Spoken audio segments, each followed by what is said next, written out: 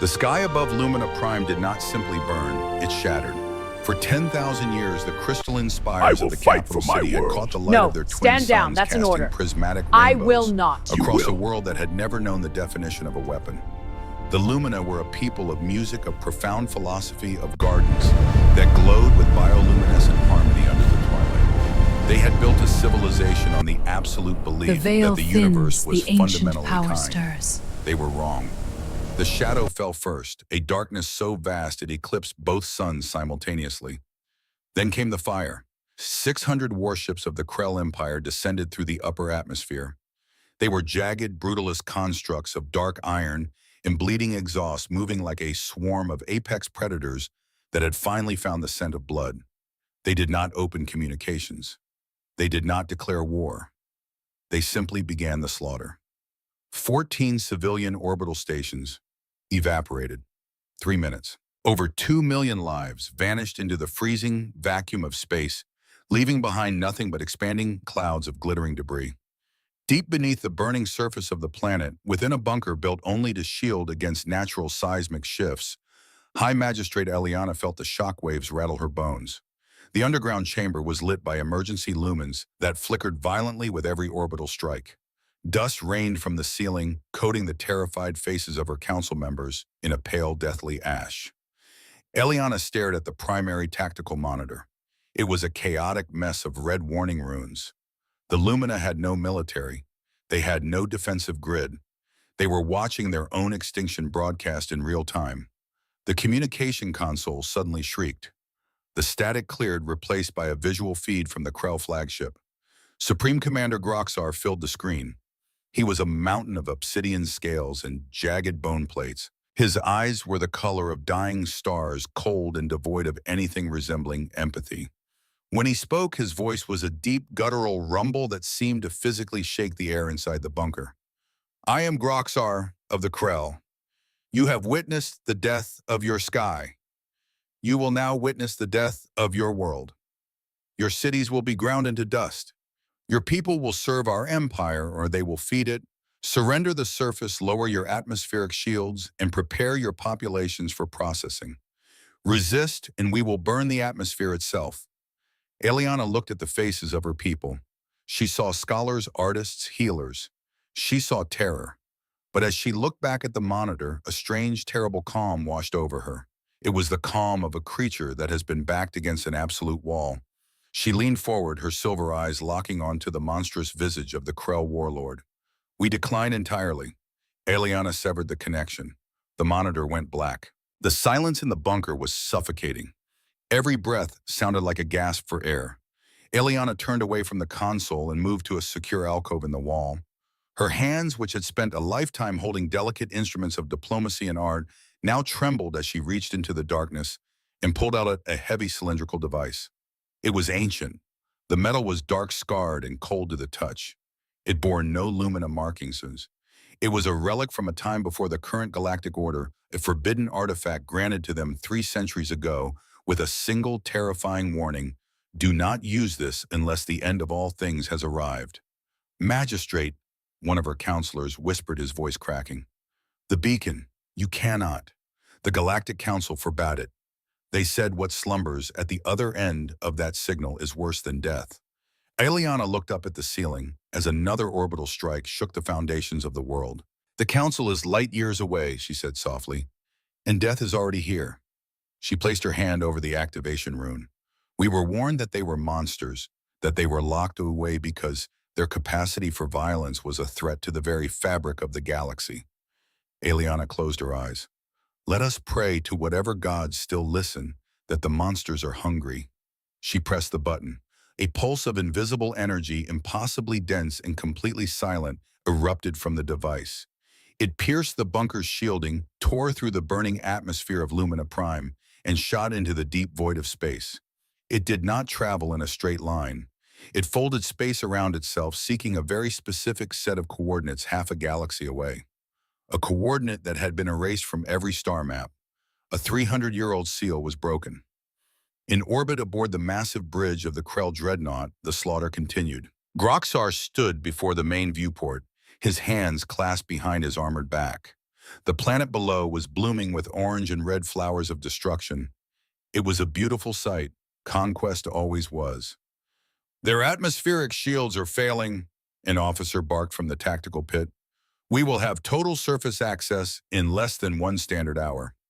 Groxar let out a low, rumbling laugh. Pathetic. They die like insects. They do not even possess the dignity to fight back. At the rear of the bridge, sitting in the shadows of the analytical station, strategist Zorath did not laugh. He was younger than the rest of the command staff, his scales a lighter, almost sickly shade of gray. He was a creature of data, of historical patterns, and right now his screens were showing him something impossible. Supreme Commander, Zorath said. His voice was quiet, but it carried an edge of absolute panic that cut through the celebratory noise of the bridge. Groxar did not turn around. What is it, Zorath? Have the prey decided to throw rocks at our hulls? No, Commander. It is a transmission. A hyperwave burst originating from the planet's surface. Groxar scoffed. A distress call. Let them scream. The Galactic Council fleets are weeks away. By the time they arrive, this world will be a strip-mined rock. Zorath's hands flew across his holographic interface. His breathing grew shallow. Commander, the signal did not go to the Galactic Council. It bypassed the core world relays entirely. It was a targeted burst. It went into the deep expanse. Groxar finally turned his heavy brow furrowing. The expanse is dead space. There is nothing there. It went to the quarantine zone, Zorath said, his voice dropping to a whisper. The entire bridge went dead silent. The only sound was the low hum of the Dreadnought's fusion drives. The myths, a lieutenant muttered, stepping back from his console.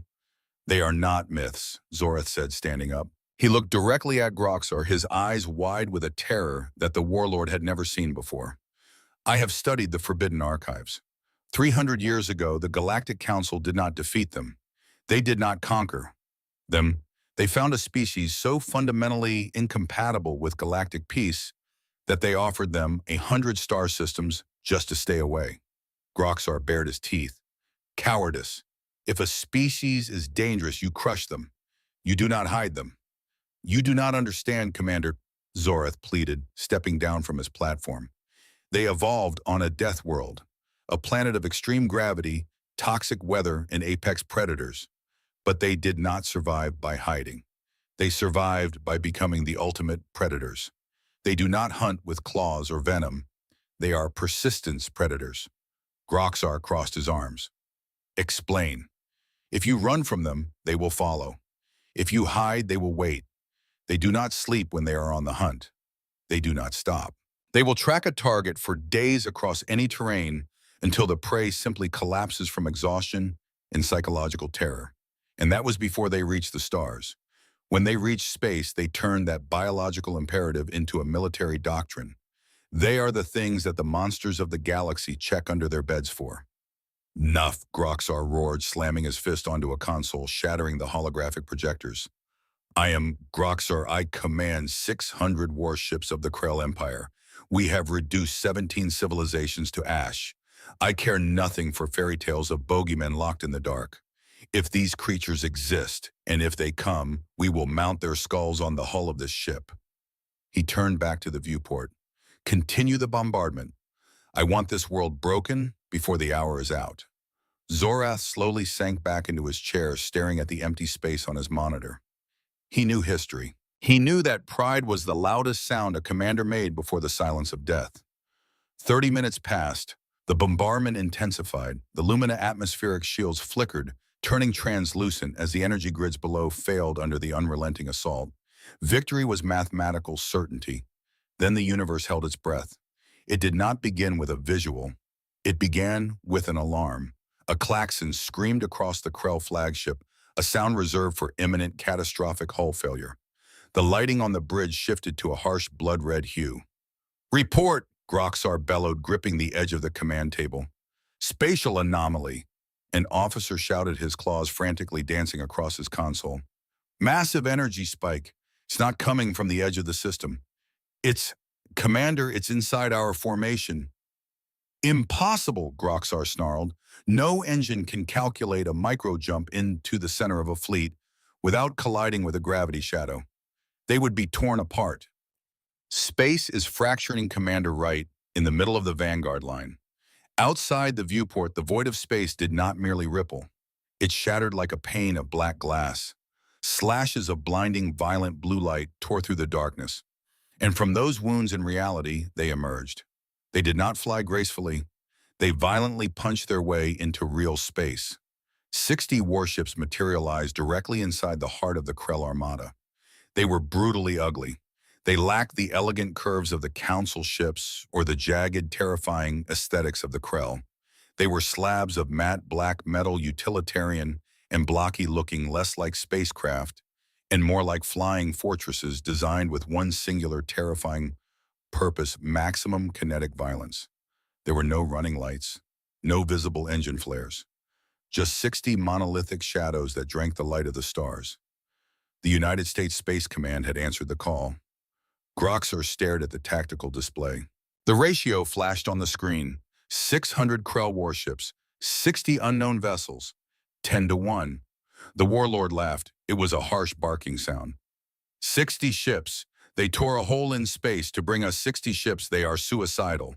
Groxar pointed a massive clawed finger at the central monitor. Target their lead vessel, the largest one. Divert all auxiliary power to the main plasma cannon. I want them vaporized before they can even power their weapons. Fire. Deep within the Krell dreadnought, the reactor howled. A beam of superheated plasma wide enough to swallow a small moon erupted from the flagship's primary cannon. It crossed the distance in a fraction of a second, striking the lead human vessel dead center. The impact was blinding. A sphere of nuclear fire completely engulfed the matte black ship. Direct hit, the weapons officer roared. Target destroyed, Groxar smirked. So much for the monsters. Commander, Zorath's voice was a terrified whimper. Look. As the expanding cloud of superheated plasma dissipated, the silhouette of the human flagship emerged. It had not moved. It had not drifted. It was completely, utterly untouched. On the bridge of the Krell dreadnought, the silence returned. It was a different kind of silence this time. It was the silence of a predator realizing it had just bitten down on solid steel. Far across the void inside the sea ice of the USSC flagship Retribution, the atmosphere was freezing cold, smelling faintly of ozone and sanitized air. The room was bathed in the soft blue glow of holographic tactical maps. Hundreds of personnel moved with terrifying, calculated efficiency. There was no shouting. There was no panic. Just the rhythmic, synchronized pulse of a war machine waking up. Admiral Harper Vance stood at the center of the command deck. She was 58 years old, her hair a sharp iron gray cut in strict military regulation. Her uniform was immaculate, devoid of flashy medals, bearing only the insignia of her rank and the emblem of the Earth sphere. Her eyes were fixed on the primary display, watching the Krell plasma beam wash over her ship like rain hitting a windshield. She did not flinch. She had not blinked. Damage report, she said. Her voice was flat, calm, possessing the dangerous stillness of deep water. To her left, Deputy Commander Elias Sterling, a man whose eyes rarely left his data slate, spoke up instantly. No hull breaches. Internal temperature remained stable. Kinetic dampeners handled the impact energy perfectly. Shield status, Vance asked. Sterling tapped his slate. Shields are holding at 87%, Admiral. They didn't even scratch the paint. To her right, Chief Engineer Jackson Graves leaned over his console, a grim smile playing on his lips. Let them keep shooting, Admiral. The adaptive molecular armor is functioning exactly as simulated. Billions of microsensors analyzed the plasma signature upon impact and instantly restructured the hull's atomic lattice to disperse the heat. The harder they hit us, the denser the armor becomes. They are literally forging our shields for us. Vance nodded slowly. She looked at the tactical map. 600 red dots surrounding 60 blue ones, a 10 to 1 disadvantage. To any other species in the galaxy, this was a suicide mission. To the United States Space Command, it was a target-rich environment. They've been out here for 300 years, Vance murmured, almost to herself. Bullying farmers and philosophers. They've forgotten what real war looks like. Shall we remind them, Admiral? Sterling asked, his fingers hovering over the fleet-wide broadcast authorization. Vance stepped up to the primary communication terminal. Open a channel, broadcast on all frequencies. No encryption. I want every Krell ship and every Lumina citizen hiding in the dirt to hear exactly what is about to happen. Channel open, Admiral. Vance looked into the optical sensor. On the Krell flagship, Groxar watched as the image of the alien commander appeared on his screen. She was small, fragile. She had no armor, no claws, no scales. But as Groxar looked into her eyes, he felt a cold spike of dread drive itself into his spine. Her eyes were dead. They were the eyes of a creature that calculated the cost of 1,000,000 lives and found the math acceptable. "This is Admiral Harper Vance of the United States Space Command." Her voice echoed across the comms of 600 Krell warships. It wasn't a shout. It was a statement of absolute unyielding fact. "We received a distress signal from this world. We have analyzed the situation. You are currently engaging in the unprovoked slaughter of an unarmed civilian population." Vance paused. The faintest ghost of a smile touched the corners of her mouth, cold and razor-sharp. "One ship is enough to wipe your entire armada from this sector, but we brought 60. Do you want to know why, Supreme Commander?" Groxer stood frozen, his jaw locked. He could not find his voice. "We brought 60, Vance continued softly, "because my crews have been sitting in the dark for 3 centuries, and they wanted to get out and stretch their legs." Vance cut the visual feed, leaving only the audio channel open. Her voice dropped an octave, carrying the weight of a death sentence. "You have 60 seconds to power down your weapons and surrender your vessels. If you do not, we will not accept your surrender as second as 61. Choose very carefully." On the Krell bridge, Groxar's pride finally snapped. The fear was instantly replaced by a blinding primal rage. "They are bluffing. No armor can withstand a concentrated fleet barrage. All ships lock targeting on the human fleet. Fire at will, burn them all." Zorath closed his eyes. It was over. The choice had been made. On the bridge of the Retributions, a timer hit 0. "Time is up," Admiral Vance said. She didn't raise her voice. She didn't need to. "Fleet Command, you are weapons free. Break their formation. Leave nothing but ghosts." The 60 matte black ships of the USSC did not fire wildly. They did not unleash chaotic barrages of plasma or light. They moved with terrifying, synchronized precision. The fleet fractured into smaller autonomous wolf packs, diving directly into the heart of the Krell Armada. The slaughter of the Krell Empire had officially begun. The 60 matte black ships of the United States Space Command did not break formation out of fear. They fractured with the cold mathematical precision of a scalpel dissecting a nervous system. On the tactical monitors of the Krell flagship, the maneuver looked like chaos. 600 Krell warships unleashed a blinding hurricane of superheated plasma laser batteries and cascading fusion torpedoes. The void of space turned into a localized sun. It was an apocalyptic volume of fire enough to boil the oceans of the planet below. But the USSC vessels danced through the inferno. They did not rely on heavy static energy shields like the rest of the galaxy. They relied on physics speed and millions of micro-thrusters firing in perfectly synchronized bursts. They slipped through the gaps in the Krell barrages, calculating the trajectory of enemy fire milliseconds before the triggers were even pulled. When a plasma bolt did connect, the adaptive molecular hull of the human ships simply swallowed the heat, restructuring its atomic lattice, turning the enemy's fury into their own armor. Then the humans returned fire. They did not use plasma. They did not use directed energy weapons. The United States Space Command relied on the oldest, most brutal rule of the universe: mass multiplied by acceleration. Magnetic accelerator cannons running the entire spine of the 60 human vessels hummed to life. The sound was a deep, resonant vibration that could be felt through the decks of every ship in the sector. In the CIC of the Retribution, Deputy Commander Elias Sterling stared at the holographic targeting grid.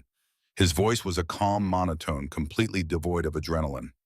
"Target locks acquired. Fleet synchronization at 100%. Firing solutions confirmed." Admiral Harper Vance stood with her hands clasped behind her back. "Execute." Space did not light up. There were no bright, colorful beams of cinematic energy. There was only the invisible, terrifying violence of solid tungsten slugs, the size of city buses accelerated to a fraction of the speed of light. The Krell dreadnoughts never saw the projectiles coming. The kinetic impact was devastating. But it was not random. The human fleet did not aim for the heavily armored command bridges or the weapon batteries. They aimed exclusively surgically for the primary drive cores located at the rear of the Krell vessels. 18 heavy Krell cruisers were struck simultaneously. The tungsten slugs punched through the Krell energy shields as if they were made of wet paper. They shattered the ablative armor plating, tore through the internal bulkheads, and completely obliterated the fusion engines, exiting through the front of the ships and disappearing into the void. The 18 massive warships did not explode. That would have been a mercy. Instead, they died instantly. All power failed. Life support flatlined. Gravity generators spun down. The ships were left adrift, dark and silent, entombed in the freezing vacuum of space, entirely immobilized. On the bridge of the Krell flagship, Supreme Commander Groxar watched the tactical board turn gray. "Report!" he screamed, his voice cracking, the jagged scales on his neck flaring with primal panic. An officer, his claws trembling so violently he could barely operate. His console looked up. His eyes were wide with a terror that defied comprehension. "Commander, 18 heavy cruisers. They have lost all propulsion. They are dead in the water." Groxar's mind reeled. 18. In one volley, how long did that take? How long? Strategist Zorath answered from the shadows, his voice hollow, defeated.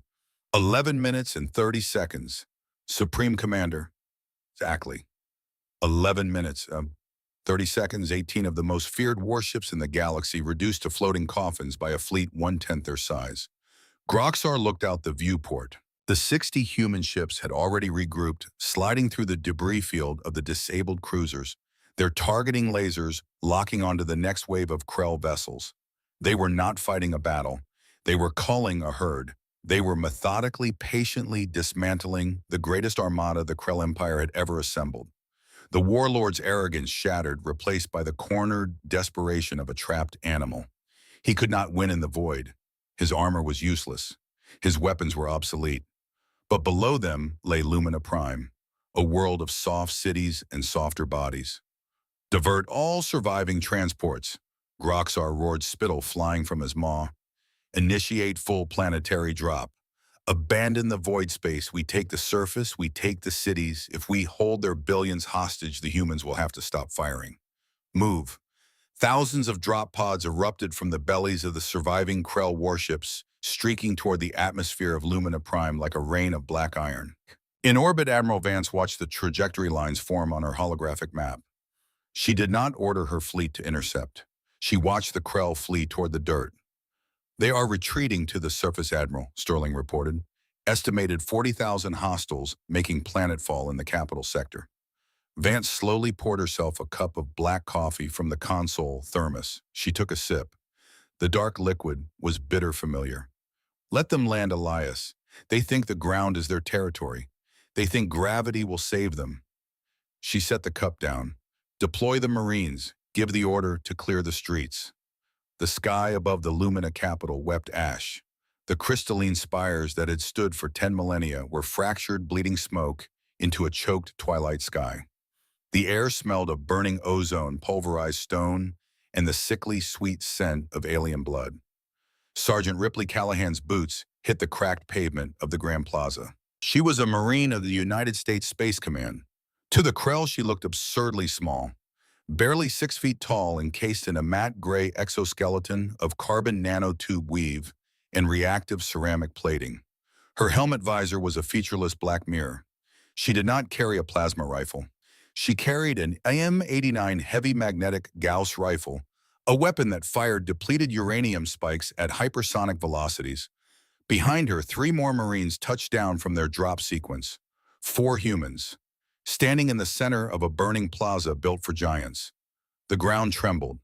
The rhythmic, thunderous thud of heavy boots echoed through the ruins. From the smoke of a shattered archway, they emerged. 40 Krell shock troopers. They were terrifying behemoths standing over 9 feet tall, entirely encased in heavy interlocking assault armor. Each one carried a thermal cannon capable of melting a civilian transport vehicle into slag. They moved with the terrifying speed of apex predators, their eyes burning with the humiliation of their orbital defeat. 40 Krell, 4 humans, a 10-to-1 ratio. Callahan did not step back. She did not seek cover. She stood perfectly still in the open plaza. "Contact front," she whispered into her internal comms. Her voice was flat, controlled. 200 yards away atop the ruined balcony of Illumina Cathedral, Corporal Silas Mercer lay prone. The dust of the crumbling building settled on his camouflage cloak. He was the squad's designated marksman. Through the hyper-magnified optic of his sniper railgun, he watched the 40 Krell advance. Inside his gauntlet, his finger rested on the trigger. He was a veteran of a dozen gravity well campaigns, but looking through the scope at creatures 3 times his mass, a deeply buried ancient primate instinct flared in his brain. His hand shook, just a fraction of a millimeter, just a single tremor of pure biological fear. But then 300 years of relentless, agonizing, perfected military doctrine overrode the biology. The training kicked in. Mercer exhaled, a long, slow breath that emptied his lungs. His heart rate artificially plummeted as his suit's bioregulators flooded his system with synthetic focus stims. The shaking stopped. He became a machine made of flesh. "Target acquired," Mercer whispered. "Light them up," Callahan ordered. Mercer pulled the trigger.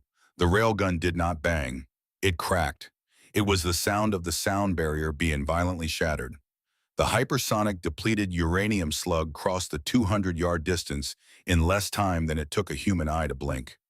It struck the lead Krell shock trooper dead center in its heavily armored chest plate.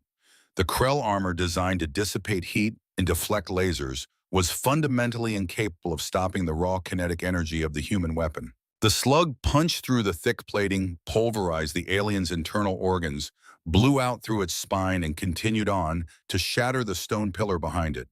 The massive Krell warrior simply folded in half and hit the ground dead before its brain could even register the sound of the shot. The remaining 39 Krell froze. They looked down at their fallen leader. For a fraction of a second, their minds could not process the physics of what had just happened. Then Callahan and the 2 Marines beside her raised their Gauss rifles. The plaza erupted into a slaughter. The Marines fired in perfectly controlled bursts, 2-round pulses. Center mass, head, moved to the next target. There was no chaotic spraying of fire.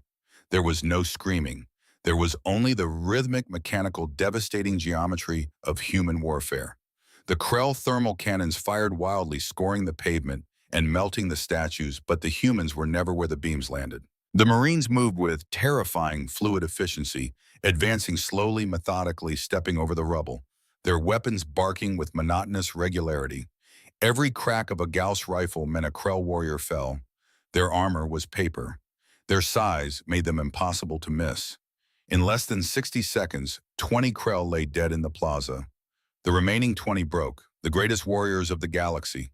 The butchers of 17 worlds dropped their weapons, turned their backs, and fled in absolute mindless terror into the ruins of the city. Callahan lowered her rifle. The barrel smoked gently in the cold air. She did not cheer. She did not celebrate. She simply checked her ammunition counter. "Hostiles retreating," Callahan reported. High above in the cold silence of orbit, Admiral Vance watched the telemetry feed from Callahan's visor. She pressed a button on her command console, opening a direct, secure audio link to the escape pod of Supreme Commander Groxar, who had abandoned his dying dreadnought and was plummeting toward the surface. "Are you watching, Commander?" Vance's voice filled Groxar's tiny confined capsule. Groxar sat in the dark, shivering. The pride was gone. The warlord was broken. "What are you?" he choked out. "Your weapons, your soldiers, they do not feel fear." Vance's voice was as cold as the space outside his pod. "We feel fear, Groxar, more intensely than you could ever comprehend. But you rely on your biology. You fight on instinct.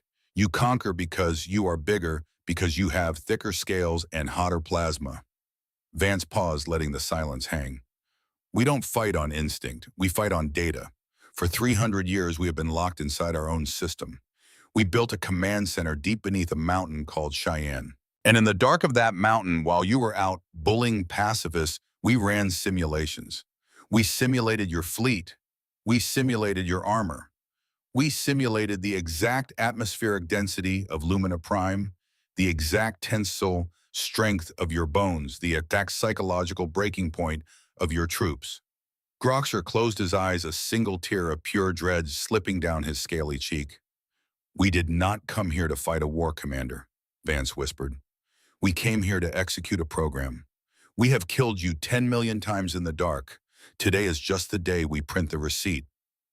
Groxar's pod slammed into the surface of Lumina Prime, throwing him violently against his restraints. Across the shattered capital city, thousands of Krell's soldiers were running. They ran through the twisting alleys, through the glowing, crushed forests, seeking shelter, seeking their drop pods, seeking anything that would take them away from the demons in the black armor. They were fast. The Krell physiology was built for sudden, explosive bursts of speed.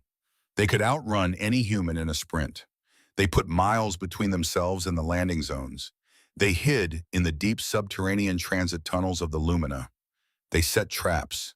They waited in the dark, panting, their hearts hammering against their ribs. An hour passed, 2 hours. Silence. The Krell began to relax. They began to think they had escaped. They thought the humans, being so small, must have tired out.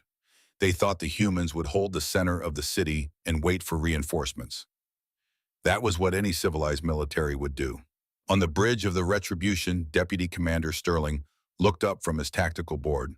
Admiral, the enemy ground forces have dispersed. They are hiding in the ruins outside the city center. They have ceased offensive operations. Vance looked at the map. The red dots were scattered static, hiding in the dark. They think it's over, Vance said softly. She turned to the communications officer. Relay to all ground elements. Authorized protocol override. Vance leaned into the microphone.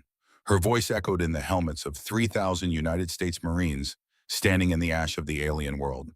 All units, this is actual. The prey is scattered.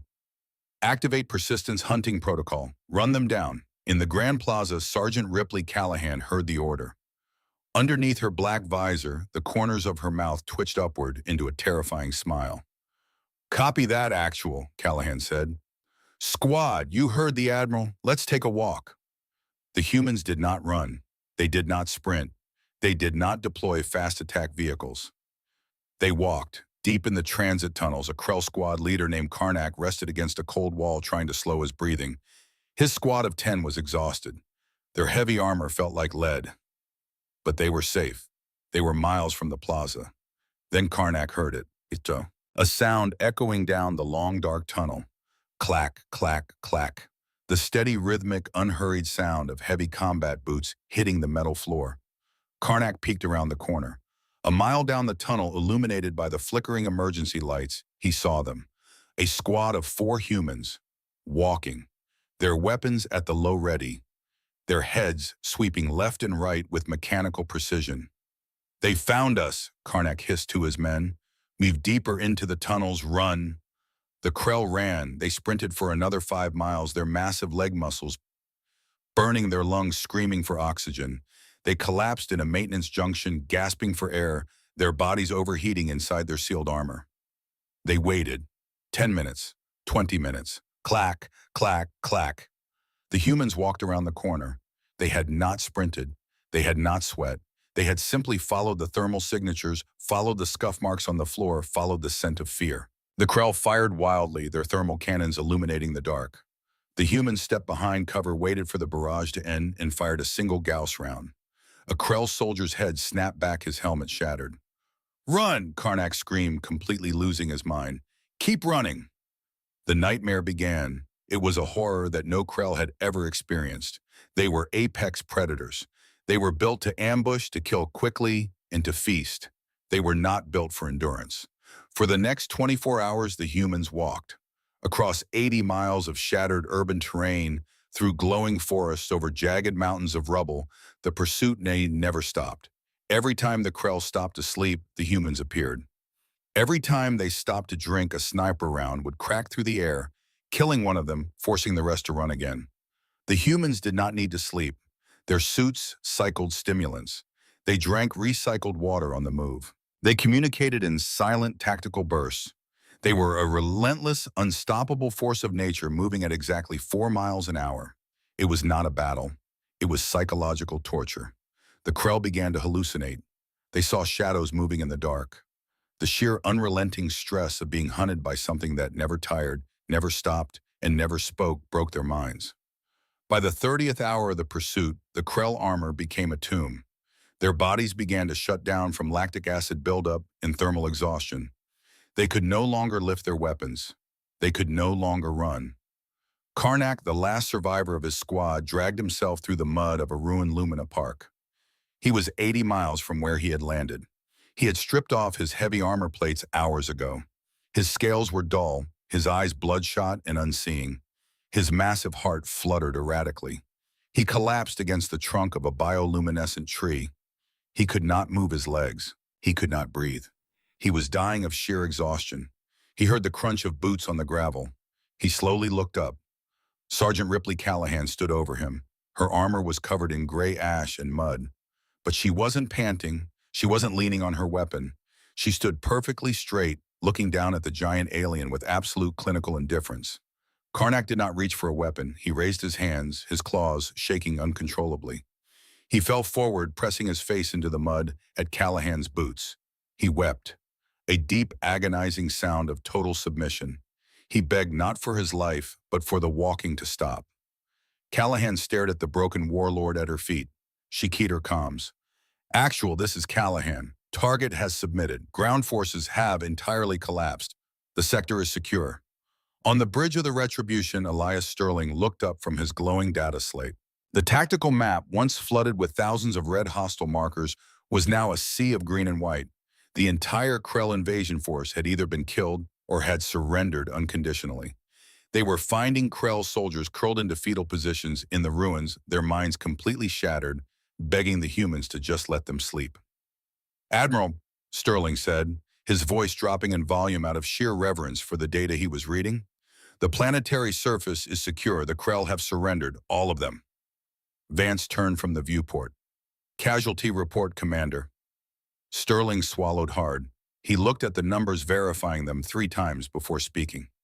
Krell casualties are estimated at 28,000 dead, 12,000 captured. Most of the captives are suffering from severe physiological shock and psychological trauma. Sterling paused, looking up at the Admiral. Human casualties, Admiral, across the entire theater of operations. The bridge crew stopped breathing.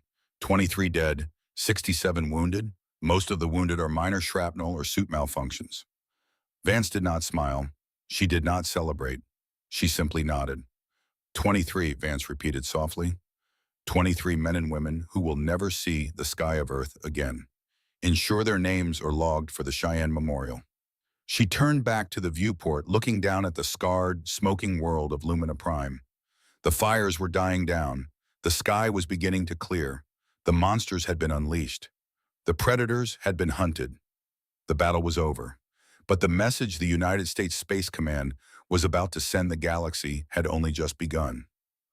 The silence that fell over Lumina Prime was not the silence of peace. It was the heavy, suffocating silence of a graveyard that had just finished suffocating its ghosts. The fires that had threatened to consume the crystalline capital had been starved of oxygen, reduced to smoldering, sullen embers that painted the twilight sky in bruised shades of violet and ash. The once proud Krell Armada, a force that had shattered 17 civilizations and claimed dominion over the stars, no longer existed as a military entity. They were now simply prisoners. Across the ruined plazas and the shattered bioluminescent forests, thousands of Krell shock troopers sat in the dust. These were the behemoths, the apex predators of the galaxy. Creatures standing 9 feet tall, bred for slaughter, encased in armor that could withstand a glancing blow from a starship laser. Now they were huddled together like frightened children. Many had torn off their own helmets, gasping for air, their reptilian eyes wide, unblinking, and entirely devoid of sanity. They flinched at every shifting shadow. They whimpered when the wind howled through the broken spires. Their minds, evolved to dominate, had been utterly and systematically disassembled by a predator they could not comprehend. Standing guard over them were the Marines of the United States Space Command. The visual contrast was absurd. It was deeply, fundamentally wrong to any galactic observer. The humans were so small, they barely reached the chests of the Krell warriors. Yet a single human in matte black ceramic armor could stand before 100 Krell, and the giants would press themselves into the dirt, terrified that the black-armored demon might decide to start walking again. There was no shouting from the human guards. There was no gloating, There were no celebratory shots fired into the air. The humans moved with a quiet, lethal efficiency, their weapons lowered, but instantly ready, their faces hidden behind featureless, black visors. Their absolute silence was infinitely more terrifying to the Krell than any war cry. It was the silence of a machine that had finished its task and was simply waiting for a new set of coordinates. High above the atmosphere, tethered to the cold void of space, the USSC flagship Retribution held its geostationary orbit. Its massive monolithic hull was scorched and scarred, but its internal systems hummed with flawless, terrifying perfection. In the primary detention block, Supreme Commander Groxar of the Krell Empire was walking his final steps. His massive wrists were bound by thick bands of energized tungsten tethered to a kinetic suppression field that made his arms feel as though they were buried in wet concrete. He was escorted by 4 USSC Marines. They did not push him. They did not strike him. They simply matched his pace, their rifles resting against their chest plates, their boots clicking in perfect unison against the steel deck. Groxar's mind was a swirling abyss of terror and confusion. He was a warlord. He understood the rules of conquest. The strong devour the weak. The victorious humiliate the defeated. The conquered are tortured, interrogated, and paraded before the executioner's blade. This was the natural order of the universe. But this ship defied the natural order. As he was marched through the corridors, he looked at the human crew. They did not stop to stare at him. They did not spit on him or hurl all insults. Technicians carrying data pads simply stepped aside, their eyes briefly flickering over his massive form before returning to their screens. Engineers in grease-stained coveralls continued their conversations about thermal conduits. He was the supreme commander of the Krell, the butcher of billions, the nightmare of the galaxy. And on this ship, he was nothing. He was a solved equation. He was a nuisance being escorted to the trash. The utter lack of hatred in the eyes of the humans broke him more thoroughly than the orbital bombardment had. Hatred was an emotion. Hatred meant he mattered. The humans did not hate him. They simply processed him. The heavy blast doors of the Admiral's quarters slid open with a soft pneumatic hiss. The room was not a throne room. It was not decorated with the skulls of enemies or the banners of conquered worlds. It was a sparsely furnished office. The walls were lined with physical books made of paper and ancient, inefficient technology. A large, transparent window looked out over the curvature of Lumina Prime. At the center of the room stood a simple metal desk, and behind the desk stood Admiral Harper Vance. She wore her service uniform, the gray fabric immaculate, the silver stars on her collar catching the dim light. She was looking out the window, a ceramic mug held loosely in her right hand. The scent of roasted coffee beans, a sharp, earthy aroma filled the room. The 4 Marines brought Groxar to the center of the deck and stepped back, retreating into the shadows of the corridor. The blast doors sealed shut behind them. Groxar stood alone before the human commander. He towered over her. Even bound, he could have crossed the distance in a fraction of a second and crushed her skull between his jaws. But he did not move. He could not. Gravity itself seemed to anchor him to the floor. Vance took a slow sip from her mug. She did not turn around immediately. She let the silence stretch. She let the seconds tick by, each one driving a spike of anticipation and dread deeper into Groxar's chest. "I read your military doctrine, Commander Groxar," Vance said softly, her voice reflecting off the glass. "It is surprisingly poetic for a species that communicates primarily through violence. You believe that the universe is a forge, and only the hardest metal survives." She finally turned, her eyes cool and gray as a winter storm locked onto his. "But you fundamentally misunderstood the nature of the forge. You thought the fire was the test. You thought that burning other worlds proved your strength." Vance walked slowly toward him, her boots making almost no sound on the deck. "The fire is easy. Any child can strike a match. The true test of the metal is not how much heat it can produce. The true test is how much pressure it can withstand without breaking." Groxar forced his jaw to open. His throat was dry as ash. You have won. My fleet is broken. My warriors are shattered. And execute me. Take my skull. Claim your victory." Vance stopped 3 feet away from the giant alien. She looked up at him, her expression entirely unreadable. "Execute you. she asked, her voice tilting in genuine chilling curiosity. Why would I do that? Because I am your enemy. Groxar roared, the sudden burst of volume a desperate attempt to reclaim a shred of his dignity. Because I would have burned your world if I had the chance. Because I am the apex predator and you have bested me. It is the law of the deep dark.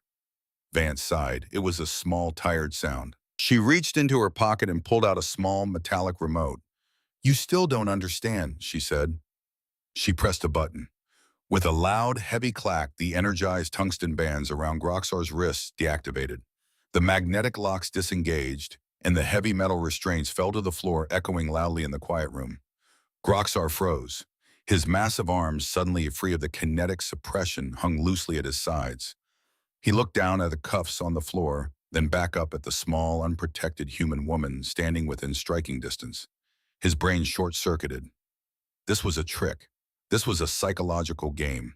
She wanted him to attack so the hidden turrets in the ceiling would tear him to shreds. What is this? He stammered, his claws twitching. We are not executing you, Commander, Vance said, her voice dropping to a whisper that carried the weight of a dying star. And we are not taking your skull. In exactly 1 hour, you are going to walk down to Hangar Bay 4. You will board a shuttle. We will provide you with enough fuel and life support to reach the nearest Krell outpost. And then you are going to go home. Groxar staggered back a step as if she had physically struck him. You are letting me go. I commanded the slaughter of millions. I ordered the destruction of your fleet. You are letting me live. Vance's eyes hardened. The calm surface of the water vanished, revealing the terrifying, crushing depths beneath. Do not mistake this for weakness, Groxar. Do not mistake this for pacifism. She stepped closer, invading his space, forcing the giant alien to look down at her. Before we deployed the fleet, my strategic AI ran a full tactical extrapolation of the Krell Empire. We mapped your homeworlds. We mapped your supply lines. We calculated your breeding rates, your industrial capacity, and your psychological breaking points. Vance leaned in, her voice, cold, precise, and entirely devoid of emotion.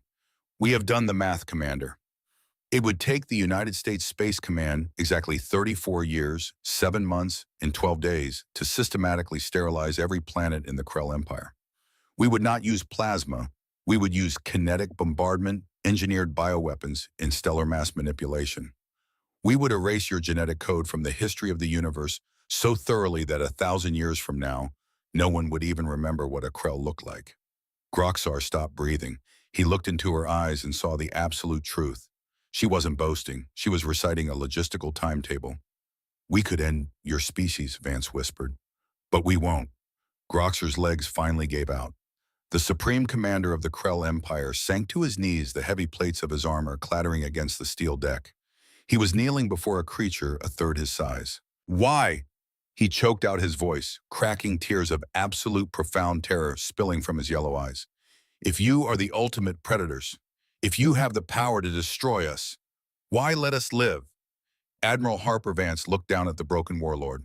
She did not smile. Because we evolved in the dark, she said.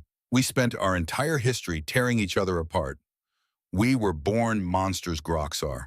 We know the taste of blood better than any creature in this galaxy. We spent thousands of years mastering the art of slaughter until we became so good at it that we frightened ourselves. She turned away from him, walking back to the window, looking down at the scarred world below. When we reached the stars, we realized that if we unleashed our true nature upon the galaxy, there would be nothing left but ash. We realized that violence is the easiest thing in the world. Any beast can kill. She turned her head slightly, her profile illuminated by the light of the twin suns. But we are no longer beasts. We are humans.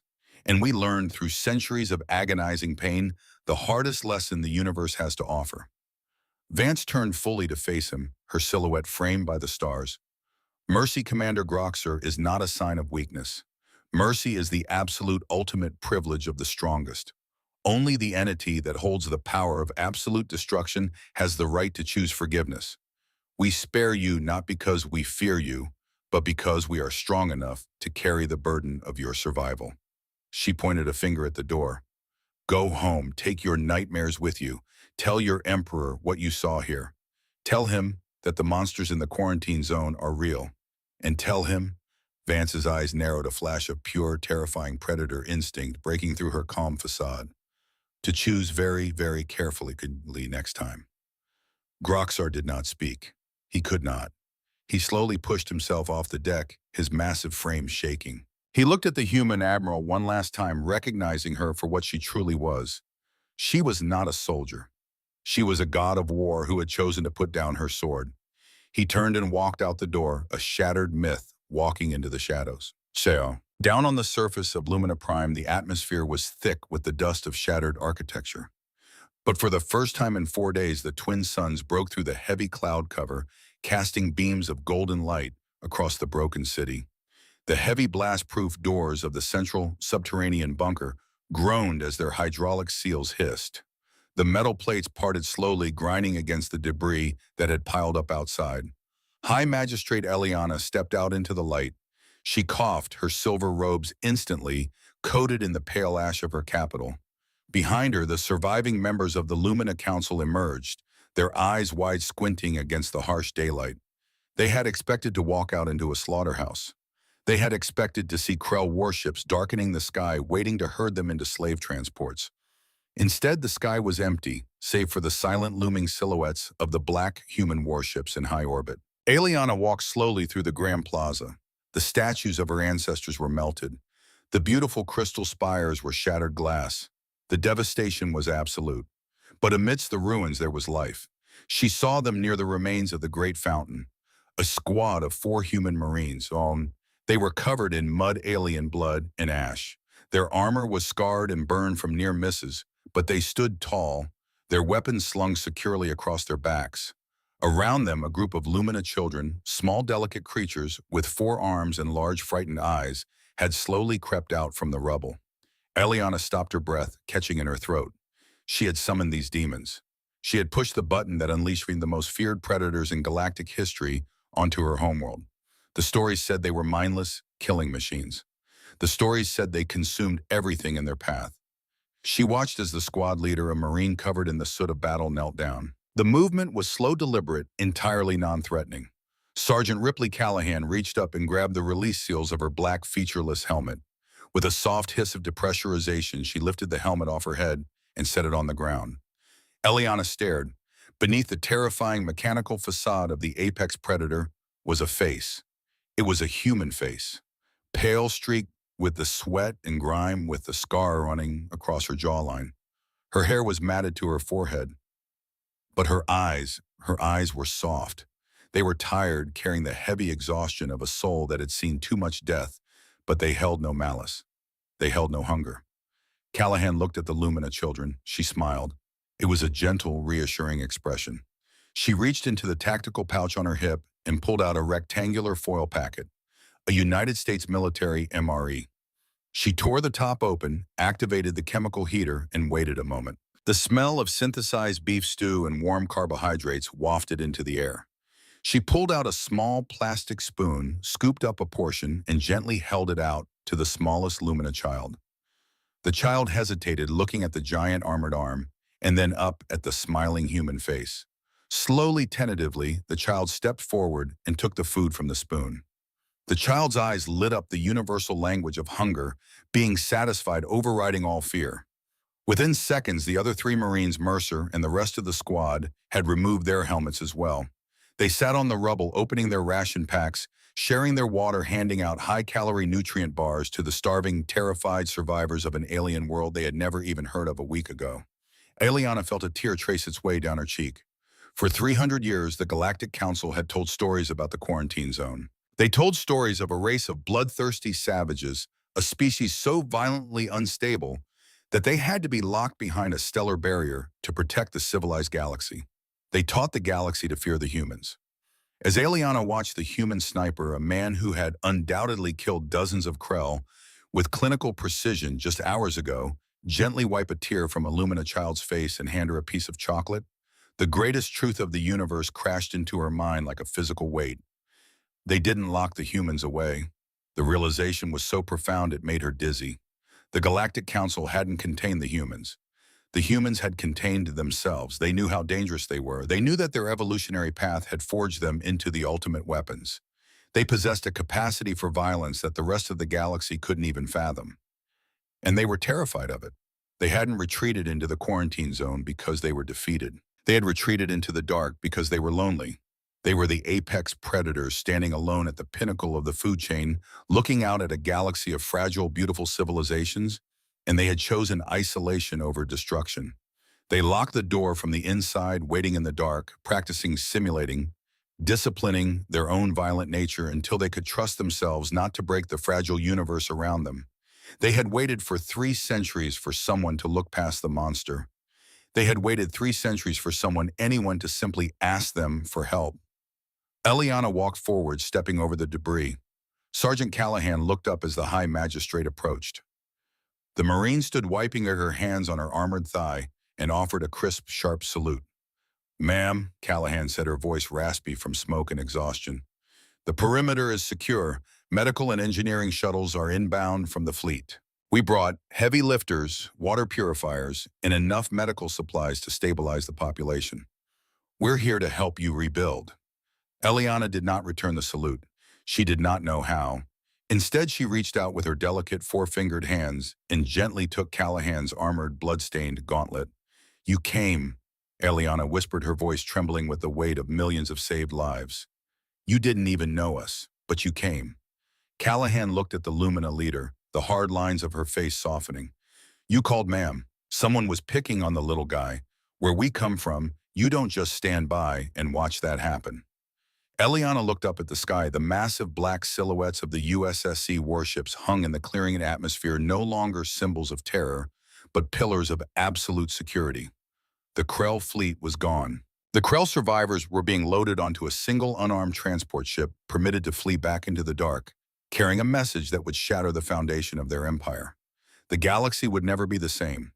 The old laws of the Council, the passive diplomacy, the fear of the strong, all of it had been rendered obsolete in the span of 72 hours. The deep dark of space was no longer a place where monsters could hide and prey upon the weak, because the apex predator had finally woken up, and it had chosen to be a guardian. High above on the bridge of the Retribution, Admiral Harper Vance stood by her window, watching the first medical shuttles descend toward the planet's surface. Deputy Commander Sterling walked up beside her, his data slate tucked under his arm. "The Krell transport has jumped to hyperspace, Admiral," Sterling reported quietly. "They are gone. Our engineering teams have established a perimeter around the Lumina capital. Power grids are coming back online." Vance nodded slowly, taking a final sip of her cold coffee. "Good work, Elias. Send a message to Deep Space Command in Cheyenne. Tell them the beacon was answered. Tell them the mission is accomplished." "And what of the Galactic Council, Admiral?" Sterling asked. "When they realize what has happened here, when they realize we have broken the quarantine seal, they will be terrified." Vance looked at her own reflection in the glass, the reflection of an older woman, a soldier, a survivor of a violent, bloody species that had finally found its purpose. "Let them be terrified," Vance said softly. "Fear is a good teacher. It teaches caution. It teaches respect." She turned away from the window, walking back toward the center of the bridge, the heavy blast doors sliding open to reveal the busy, quiet efficiency of her crew. "For 300 years, they called us a pack of demons. They told their children stories to frighten them in the dark. They thought we were the monsters." Vance paused at the threshold, her gray eyes sweeping over the men and women of the United States Space Command. "They called a pack of demons to save the world." Vance whispered, a grim, undeniable truth settling over the bridge. "And they are about to realize that the only true demons left in this galaxy are those who dare to threaten the peace of humanity." The heavy doors slid shut, sealing the bridge. The ships of Earth remained in orbit, silent, black, and unyielding. The quarantine was broken. The hunt was over. The era of the wolves had begun, and the flock was finally safe.